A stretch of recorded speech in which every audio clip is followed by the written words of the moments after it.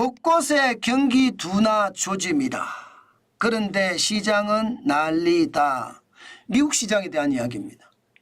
지금 미국 시장의 경기 둔화 조짐이 여기저기서 실제로 나타나고 있습니다. 여러분 이거 한번 보세요. 예, 민간 부문의 고용 추이입니다. 2024년 6월을 보면 15만 명이에요. 15만 명. 이것은 여러분 2024년 1월에 11만 1000명 이후로 가장 적은 수치입니다. 그러니까 2월, 3월, 4월, 5월까지 계속 이게 민간 고용의 부분이 좀 올라가다가 다시 6월 달에 15만 명으로 꼬꾸라졌다는 이야기예요. 2023년 9월에 8만 9천 명까지 떨어진 적도 있지만 근래 들어서서 15만 명이라는 것은 굉장히 많이 떨어진 숫자입니다.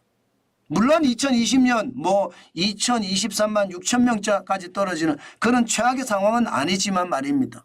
그러나 고용이 조금 둔화되는 건 사실이고 고용이 둔화된다는 것은 기업의 경기가 심상치 않다는 이야기잖아요.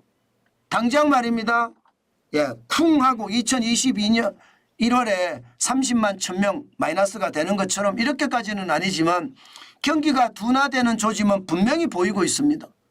경기 둔화되는 부분이 민간 부분의 고용뿐만 아닙니다. 서비스 구매 관리자 지수를 보면 6월에 48.8까지 폭락했습니다. 5월에 말입니다. 여러분 보시다시피 53.8이었습니다. 그런데 6월에 48.8 무려 5포인트가 완전히 무너졌죠. 서비스업 자체가 지금 나빠진다는 겁니다. 48.8이면 여러분 코로나 팬데믹 이후의 최악이에요. 코로나 팬데믹 이후에. 이것은 여러분 서비스업이 나빠진다는 이야기가 굉장히 충격적입니다. 코로나 팬데믹 2020년 4월에 41.8을 기록을 했거든요. 그 이후에 지금 처음입니다. 48.8이라는 게. 그만큼 서비스업이 무너져요. 그동안 여러분도 알다시피 미국의 산업은 서비스업을 중심으로 활활 타오른다. 활활 타오른다. 그런데 서비스업이 무너지고 있다. 이게 지금 현실의 어떤 모양새를 갖춘다는 뜻. 이것은 어떻게 생각하면 시장의 불안감이 커지는 겁니다. 이렇게 말입니다. 예, 경기 둔화 조짐이 보이니까 어떤 일이 벌어질까요, 여러분? 경기 둔화 조짐이 보이니까 10년물 국채금리도 뚝뚝 떨어집니다. 7월 2일 어제까지만 하더라도 4.4%가 넘어섰던 10년물 국채금리가 오늘은 4.362%까지 떨어졌습니다.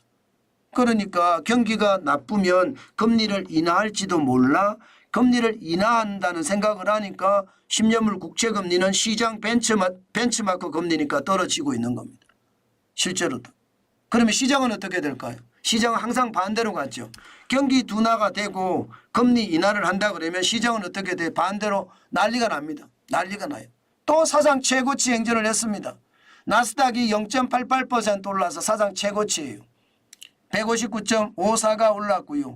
18,188.30 또 사상 최고치 기록했습니다. 기술주 중심의 나스닥이 난리가 난 거죠. 마찬가지로 S&P 500 지수도 또 사상 최고치입니다.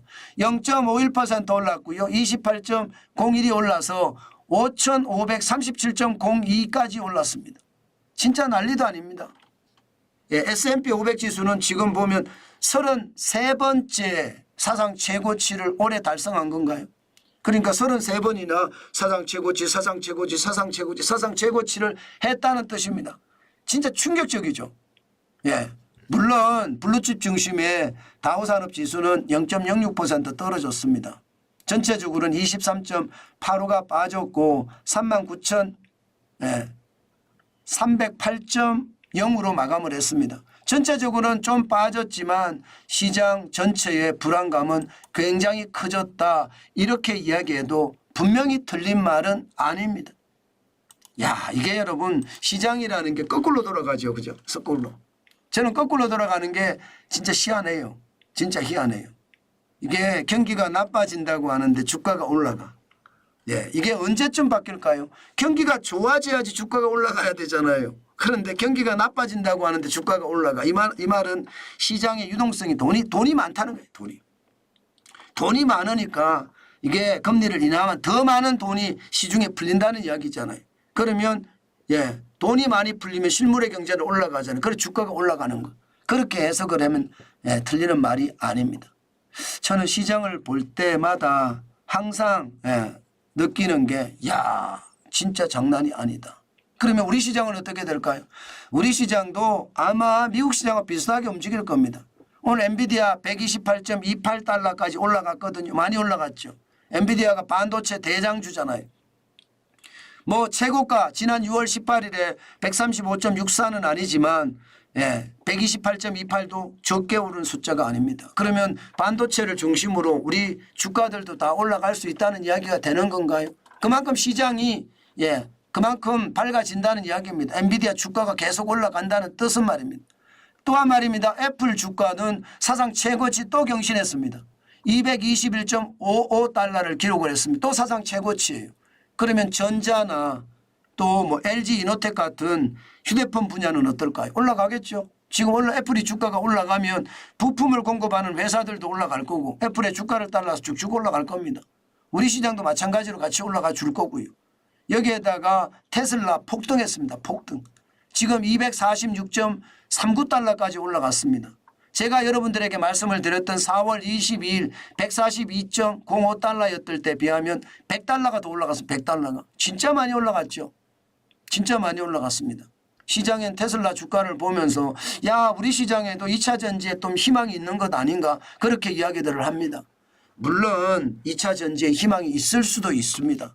그렇지만 전체적으로 중국의 준동이라고 해야 되나요? 저가로 전 세계에다가 밀어내기 수출하는 거 말입니다. 이게 아마 영향을 미치긴 할 거예요. 그러나 테슬라가 이렇게 올라가면 2차 전지 쪽에도 아무래도 영향을 미치지 않을까요? 오늘도 여러분 시장이 그렇게 변동성을 가지고 움직일 거라는 것 아마 여러분들도 인식하시고 또 보고 계실 겁니다. 오늘 시장의 변동성으로 대응을 해야 되겠다. 그 생각도 많이 하시고요.